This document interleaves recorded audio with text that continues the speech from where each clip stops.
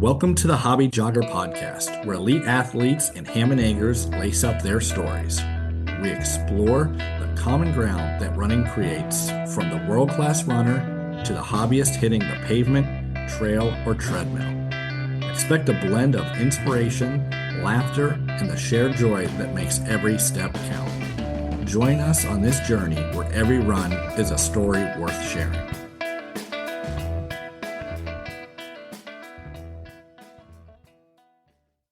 Thank you for joining this episode of The Hobby Jogger. I am the co-host, Mr. Casey Koza. I am once again joined by my co-host, Mr. Rob Myers. Rob, how you doing today? I'm doing well. Excited to talk to the Pope himself, the great and powerful one. Yeah, this guest, like Dave Letterman said, needs no introduction. This one does not, because he has appeared on the show more times than anyone else. Mr. Jeremy Pope, here to talk to us about the Canal Corridor 100, which took place this past weekend in my town, Akron, Ohio. Mr. Pope, how are you today? I'm doing good. It's great to see you guys, and glad to be back. Feeling all right? I feel like I ran 100 miles for sure, but all things considered, I feel awesome. That's about the best you could hope for. So, is that a Satisfy shirt you're wearing? It's a Satisfy shirt. Nice. Yeah, I sent Gotta stay chilly with the moth tech. Gotta have the moth tech, aptly named. Hey, good for the Satisfy people that they could sell a t-shirt from 1986, quote unquote, refurbished for $162. I appreciate the hustle. Killing it. Rob joined me at the Satisfy booth at, I guess it would be a garage sale that they had, right, Rob? Yeah, it kind of looked like my closet from like 25 years ago, and they're making a killing. So I'm doing something wrong. Right. I was trying to figure out. Yeah, I talked to the guy, super nice guy, and I was like, so this shirt is whatever it was. I think I'm exaggerating at $162, but I don't think by much. And he was like, oh, well, we get the shirt and then we refurbish it and do stuff to it. I was like, oh, yeah, I missed that step, I guess. So, yeah, okay, good for them. It's an important step. Yeah, very important step. But I did send a picture of you while running the Canal Corridor 100 to Mr. Caleb Bowen, former guest. And first thing he says back to me is he's got the Satisfy shorts on, or tights, or whatever he had on. Okay, that's funny. Hey, I will tell you, I have not one piece of chafing. I don't have a blister on my body. Just saying. Well, that's worth the price then, I think, because that is it's tough not to have any chafing after 100 miles. So, hey, Satisfy, come for the Moth Tech cooling technology, stay for the no chafing. I was actually an Oralite, but Moth Tech's a little different. So, oh, your shirt was Oralite? Yeah. Okay, my fault. I'm not good on the gear yet. We'll get there. I'm working. So, going into the Canal Corridor 100, you'd had a rough go of it, I think. A little bit injured, a little bit banged up, knee, hip, back, all the aches and pains that an ultra runner, gets, but worked through them, got to the race. What were you dealing with injury-wise? Because I know it was, we chat quite a bit about all sorts of things, but I know you were a little bit banged up there because you were riding the bike a lot. Yeah, I had a good block for Laurel Highlands 70 miler coming into May. Race was in June. And my knee just kind of blew up on me there. I don't know if it was like a re-injury of a meniscus or not. So I just kind of dealt with it all summer and hopped on the bike, kind of had fun with it. Yeah. Yeah, you got like a whole bike gang down there in Worcester that those guys can go. There's a squad that rides out of the local bike shop, and it's honestly a lot of fun. It actually gets to be a damn race, so it's like some of the nights you got to be on your game if you're gonna ride with the A group. So yeah, it was fun. And then you spend money and buy bikes and stuff like that. Yeah, so we're probably going to lose you to the Peloton. Yeah, I don't know. I enjoy running. Way too much. Yeah, and it sure showed on Saturday. So, what was your goal for this race? I know it was probably a little bit different than normal for you just because of the injuries, you know, didn't have quite the training block you wanted to, a lot of it being on bike and, weren't running as many miles as I would assume you would want to. So what was the goal going into this? I truly just wanted to get back to a state of just feeling healthy. All summer, I just felt real clunky. Things are just off. Just life stresses and being busy with my two girls and wife and just, working through that stuff, but still trying to have fun, with running. So, um, yeah, just backed off truly. And, so coming into Canal, I wanted to get back to feeling good. And within the last like maybe 3 weeks, finally, um, I just felt like things were back to normal. Um, Runs didn't hurt or feel clunky or whatever. So yeah, just going in, I knew I was healthy, and I was like, I'm not gonna waste knowing how to run ultras and see what happens. Just go out at my goal is 8-minute pace, and I just stuck on it as long as freaking possible. Um, so yeah, the goal was truly to get to the damn finish line so I could get a Western States qualifier for the year to get into the lottery. Yeah, I know that was the overall goal of the day was, yeah. You didn't, which was super disappointing. You didn't get to run Laurel Highlands because you were building up a ton of miles, looked great, you were feeling good. It was kind of, I don't want to say it was your A race, but I feel like you really wanted to go out there and run that well. And then, Yeah, totally. But dude, you're sandbagging a little bit. I mean, come on.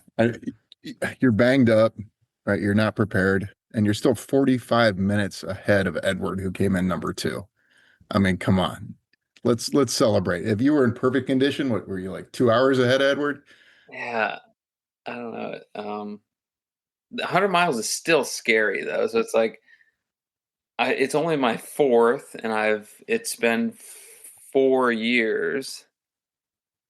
To this race was my last race 4 years ago. So I was, you got to be pretty nervous about just going for 100 miles, no matter the terrain or whatever. So I know my body knows 10-hour range really, really well with the 50 milers, 100Ks. So I was like, I know I can run strong for 10 hours. And then from there, you really just shoot from the hip, right? It's just a crapshoot from there.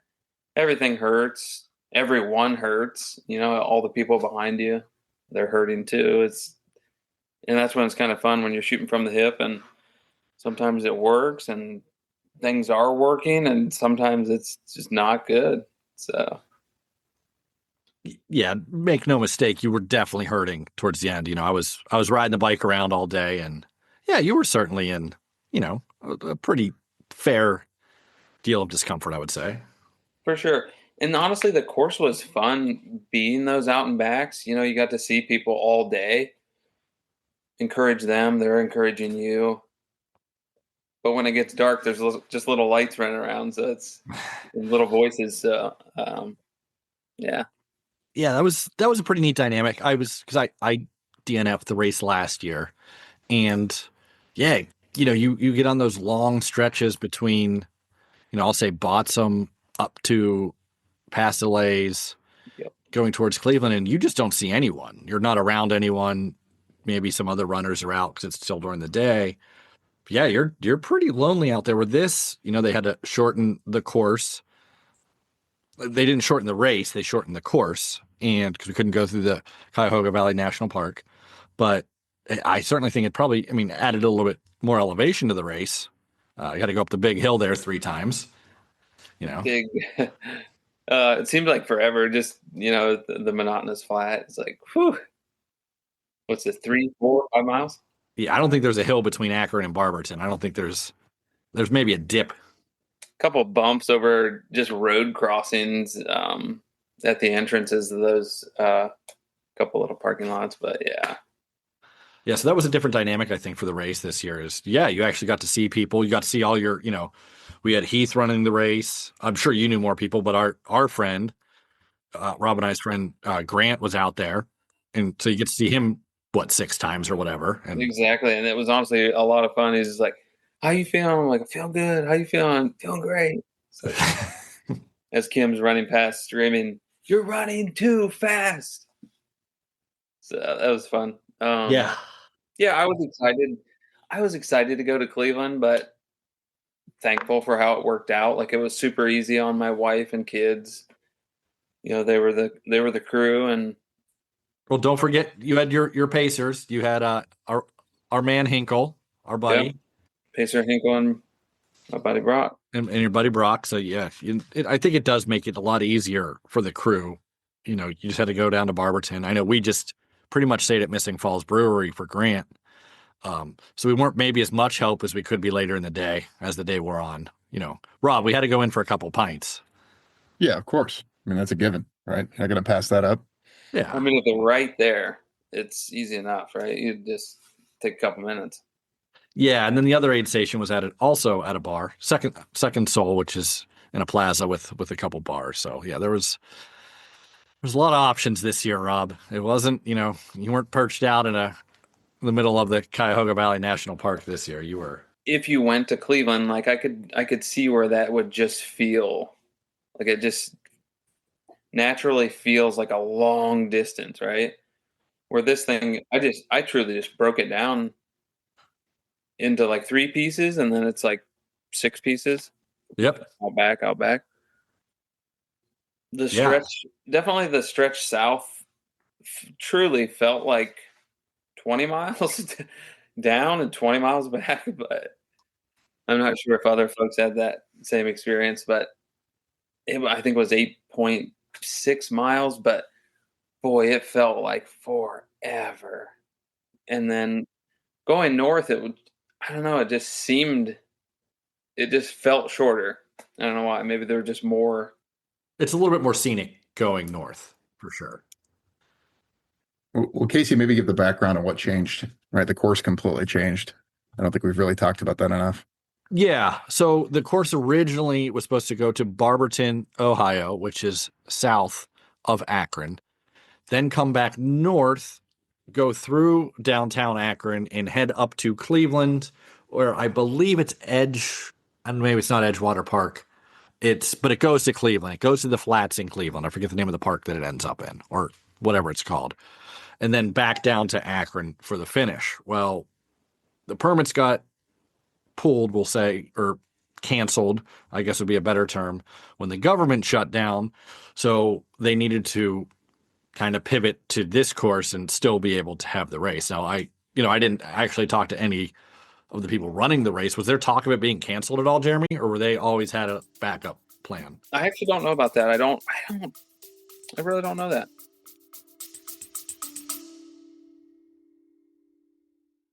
Hey, folks, if you're loving the stories, tips, and laughs we're dishing out, make sure you don't miss an episode. Hit that subscribe button so you're the first to know when a new episode drops. And hey, if you've got a second, why not leave us a review? Your feedback helps us improve and keeps this running community growing. Lace up, hit subscribe, and let's get back into the show. Because I know I did read where they said, I read the website, and they said, hey, if you don't agree with this course, the out and backs, hey, we'll defer you till next year. No big deal. And which was cool. Yeah, give people an option. Yeah, which I think is fair. If you really wanted to run up to Cleveland and back, that was your dream, Yeah. Yeah, you should get your money back, I think, if you can't fulfill that. So yeah, that was good of them. And I doubt anyone, again, I didn't ask them, but I doubt anyone took them up on that offer because. Yeah. I mean, truly, when you tell somebody you ran 100 miles, most of the time they can't grasp it anyways, right? Yes. You're like, oh, I ran out and back 6 times. Yeah, for this race, it's so different because, like I said, you get to sit in, the start line and finish is at Missing Falls. So especially at the finish, when you're in Missing Falls, there's a lot of people who have no idea what ultra running is. They have no concept of running 100 miles. That's just really far. They don't like to drive that far in a day. So when you just talk to the guys, the men and women at the bar, they're like, "What are you here for?" "Oh, I'm here watching, my friends are out there running 100 miles." Whoa. And they're like blown away at this fact. And it's just, I don't know. I feel like this race is different because while you're there for the race, you see a lot of people who don't know what ultra running is. Like, I've never heard of it, didn't know it was a thing. So you get to, like, it's just funny to see that expression on people's face. Like, "Oh, no way. These people are running 100 miles. And how long is it going to take? Like 3 days?" Well, some people, closer to 3 than, But 2. if you say, "Oh, they ran to Cleveland to Lake Erie and back," then Yeah. people are like, "Oh, wow." Yeah, it takes me an hour to drive up there and an hour back. That's pretty cool. So yeah, a little bit different dynamic to this race, which is awesome. But they did a great job, truly. But as soon as the government shut down, I think it was within like a day or two, they had an announcement that there would be a course change, no problem, and then they had all their information updated pretty quickly. Kudos to the race organizers of Canal. I've run it once, but I've been down there for the last how many years, and it's always a smooth, seemingly to me as someone just watching, seemingly a smooth production. Everything seems to be right on point, and And I mean, you're running through metro parks, multiple metro parks. Like I'm not even sure what the number is, but yeah, because like Big Bend area, that's a metro park, because that's part of the Sand Run. so I mean, I'm sure it's a lot to put together. Yeah, I have no doubt they put a lot into that race, and this year was probably a little bit more, I'm sure, a little bit nerve wracking for them. Last minute course change, which is, I've never seen that happen. You ever see that happen before, Rob? Last second course change like that? Yeah, we saw it recently with OCC. Oh, true, we did. Yeah, weather and conditions related. Yeah, They rerouted the. slightly different scenario, but yeah. Yeah. So probably not easy to do. In France, they probably just, we're using this trail today. No permits needed. Yeah. Yeah. Hey, kudos to them. And just, I think it's my favorite local race Oh, absolutely. just because of the Missing Falls Brewery, which I frequent, as Rob knows. We've had some pints in there before, Rob. Oh, quite a few. There's not many races around it's one distance, right? Kind of cool.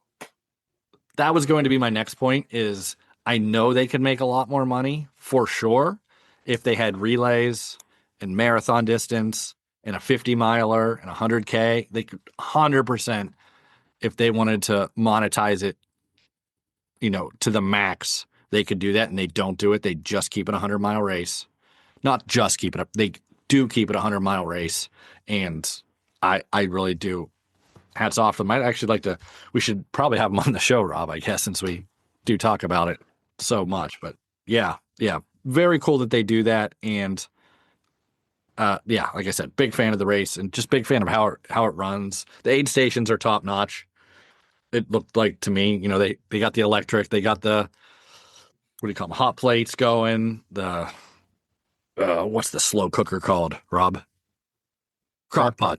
Yeah, they got the crock pot with the ramen noodles. I think maybe they had chili. I could have seen it wrong. I was a little bit tired at 3 a.m. So I mean, people want to eat at 3 a.m., right? heck yeah, Grant had a few cups of ramen for sure to go. So yeah, hats off to the Canal Corridor team. Great race. 100%. I made important question for you, Jeremy. Casey and I are older runners, and I'm looking at the results. Like, this guy crushed it. He won by like 45 minutes. He's almost in the Masters League. Like, one more year, buddy, and you're going to crush in results like that. It's 30 days. Oh, 30 days. Well, 30 even better. days. Oh, happy birthday. Happy early birthday. But that's pretty amazing. Like, you come back next year, you're 40 years old, you're representing us old timers, and you're still going to crush. It'll probably be like an hour next year. I know it's kind of yeah. I've been struggling with the number, but I'm also like, you know what? It's totally fine. This is where I'm at. And if you can be young and fit, you can also be 40 and fit. Well, I think it highlights ultra running in general, right? I mean, you can be 40 years old and still be the best. There's still 40-year-olds out there that are just crushing it, just setting PR, setting course records. I mean, it happens all the time. I think we have the luxury of being in a sport where you can be in your 40s, 50s, and even 60s and still really represent come race day. And 100 miles is a long ass way, so a lot can happen. And there's a multiple tools in the tool bag. Yeah, and for those listening, Jeremy looks like he's 25. So. Yeah, would never guess he was about to turn 40 if I didn't know him. But you mentioned something there, Jeremy, I think that's very important, is the experience of running races like this, whether it's 100K, 50 miles. You have to have your nutrition dialed in. And you didn't start, you were in second for a ways. I don't remember how long. I probably should have looked at the results here before I started this show tonight, but I did not prepare, Rob. Sorry. Not a first. Yeah, not a first, not a last, but you were in second for quite a bit. And I know you want to win. Your goal was to get the Western States qualifier, but you're a competitor. You want to win. Were you ever worried being in second? Like, were you like, oh, if this guy gets away from me, I might not catch him? Or were you just, I'm going to run my race. I know how things are going to work out in the second half and just continue on. Yeah, I think it's actually both of those things is the way I was thinking from the direction you just said. I went in and was like, I'm just doing my own thing. I think Canal is just a place where you can just truly run. There's not like this section is super hilly and rocky and, we got to work through that one. And then we got to work through these other things. It's just running forward. So you can kind of zone out and stuff. So I knew I could be very comfortable at 8-minute pace. And like, that was kind of just where I wanted to hang out. And then also keep an effort to know that I'm not overdoing it. Yeah. I think my body just understands that time around the 8-hour, 10-hour range. And yeah, but once I moved into first, then on the out and back situation, you can see each other, right? So you know exactly. I wasn't slowing down necessarily. So it was like, I'm fine. I think by the time I got to Second Soul, the second time, would that put me at 60-ish? Yeah, I think that was about mile 60 because you have 6 back. Yeah. Yeah. Somewhere around the 100K-ish. I think it was a little bit more. But I knew I was 4 miles ahead. Essentially, I came back to Second Soul on the 2-mile out and back. And that's when the next person came in. And it was actually a female, and she was absolutely crushing it. Yeah, dude, she was rolling. Unfortunate DNF. Yeah. Yeah, I don't know them at all, but I guess it's probably tough because the flat race provides a whole different set of obstacles. You're pounding the same muscles continuously. Yeah. Feet the same way continuously, and there's no hiking. Maybe the big hill. Maybe the big hill you hiked it. Yeah. I just took it easy up that thing. It's like, I mean, there's no sense in pushing it. No. Your effort's going to be much harder because you're just flat running forever. So once I knew that, I was like, I just need to work through myself and keep the slowdown as minimal as possible. And ultimately, I didn't eat the last 15, and my stomach was an absolute mess. And it's just things that you work through. Everyone's working through something, I feel like. Sometimes you can get away with it being a little later, or sometimes it comes in the middle and then you get over it. And I think that's kind of what happened to, some of the other people out there. Yeah, there was, you saw, did I see you when I was riding the bike around? No, I think I never missed saw you. you on the bike. Yeah, because you were actually past. I stopped at the place to eat, the Valley Cafe, which changed names. I don't remember what it is now, but I stopped at the Valley Cafe to eat, and you happened to be on the little 2-mile section beyond it. So I did miss you while I was riding up and down the course. I had to get my eggs Benedict, so that was more important than seeing you, Jeremy. Sorry. You can get behind the eggs Benedict. Yeah, heck yeah. But I do give, there was a gentleman, I had his name pulled. I don't want to say his name because for some reason his Strava is private. So I don't know, why that is. So I don't want to say his name, but his was, I'm going to give this award out, I think, now for races, Rob, is the Pure Carnage Award. That's awesome. Yeah. Yeah, I just came up with that right now. as a way to introduce this gentleman. Maybe I'll follow him on Strava and reach out to him. But I've never seen someone hurting that bad. This guy, he was wrapped in space blankets. This is like 2:30 in the morning at Second Soul. He's wrapped in space blankets, like sweatshirt on. The man can barely walk. He leaves maybe, oh gosh, he had to leave 20 minutes before Grant. And Grant caught him at the top of the hill. Grant was not in good spot either. But Grant caught him, was like, oh, this guy back there was super wrecked. You should have seen him. I was like, oh, I saw him. And I applaud that man for gutting it out. So yeah, he wins the Carnage Award for the day.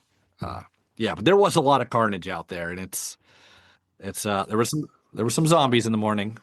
Oh my goodness! It's kudos to the folks that are out there all night. I mean, it's it is a feat in itself. Yeah, I know we highlight the hobby joggers on this show, hence its name, the hobby jogger. And yeah, it's so cool to see them. I went, Robbie might not believe this, but I went back to Missing Falls in the morning. I rode my bike, so I see, the big hill and go up and caught this gentleman. He had the trekking poles out. He had the lean on the left, the left lean. He had the trekking poles going. He had about 30 minutes to finish, and he was right by the finish. But hats off to guys like that and women that just struggle through it and have that kind of fortitude to get it done. I mean, you're still covering 100 miles no matter what. So yeah, either way, if you cover it in, how fast did you run it? 14:50. 14. If it's 14XX, He was getting close, and I could see the finish line, and I might have lost my stomach a couple of times there. well, that's something that happens too. I saw a gentleman, he was about mile 30, lose his stomach. I didn't see him after that, so hopefully he's well. I wish him well, and hopefully he is. So, Rob, you got to come up next year for it. Oh yeah, no, I definitely will. Yeah, I've missed it a couple of times now. It's not going to happen next year. Yeah, it's a lot of fun to see, especially in your backyard where you always run, and it's cool. And Jeremy, I was super happy to see you win it. Always good to see you out there and see, your wife and kids. They're always happy to see people and always with a smile on their face. So yeah, good to see them out there. And hey, they were as tired as I was, honestly. I mean, they're rock stars for what they do. yeah, they sure are. And it is a long day to be out there for a 100-mile race, or a long day and a half for some people. So yeah, we thank you, for coming on here and sharing your experience with it and talking about the Canal Corridor a little bit. And what do you got next? What's on the Trail King of Ohio's future? I'm on the wait list for Black Canyon. I saw that. Should get in there. I mean, I'm 100th or something. Yeah, you'll definitely get in if you want to get in, for sure. So excited for the third go around there. Western States Lottery in December. That'll be the hopes in getting into Western States. Well, you got your A-side crew. Appreciate that. Climb up the mountain. Yeah. Yeah. Holly's going to owe me a 6-pack of some local beer for taking that task on the drive up the canyon road. I mean, that's a long drive. Yeah. Yeah. Rob, you'll be out there with us, I'm sure. Oh yeah, Jeremy gets in. I'm going. Yeah. Heck yeah. Yeah. It'd be a ton of fun. It'd be cool. Yeah. I actually would prefer to go up the canyon just because that's something you don't get to see ever. And, if we didn't crew together, I never would have saw it unless I was crewing. Like, you're not just going to drive up that canyon for no reason. Definitely not in a Jeep. What do we have? The big Jeep. The Jeep Rubicon or something. Rubicon. Yeah. Like this off-road smasher of a vehicle. And Casey was all sorts of green. Yeah. What were we on? Like maybe 60 feet of unpaved road. Yeah. A lot of fun. So yeah, hopefully, I know I'm signed up for the Black Canyon 100K. You'll get in. We actually have a lot of people from Ohio going. Can't wait to do a show on that with all of our local people they're heading there. So outside of that, I'll run something at Fuzzy Fandango. That's in basically a month. They always do a great job there. All kinds of distances. You could do 50K, 25K, 9-miler. So I'll do something there and try to get back on the trails, what I truly want to do. My knees been bugging me, and I'm a little worried about it on the trail. So definitely need to get back to strength training. I'll probably hop back on the bike just a little bit. It was definitely hurting my hip flexors, so I had something going on there. But so try to mix some stuff in and just be 40 and fit. That's all. Thank you so much for always coming on for all the races. It's so cool to have your perspective on races, running, shoe wear, everything that you do. So thank you so much for your time being with us here today. Rob, we don't got to ask him, I guess, what his handle is because we know it, Pope Runs and Instagram. So we're good there. And I thank you all for listening, and we will see you next time. Appreciate you guys. Thanks. Team Pope. Thanks for tuning in to another episode of The Hobby Jogger. We hope you've enjoyed our conversation today. And if you liked what you heard, don't forget to subscribe and leave a review on your favorite podcast platform. Your support keeps us moving forward. Until next time, keep those feet moving and enjoy the mile.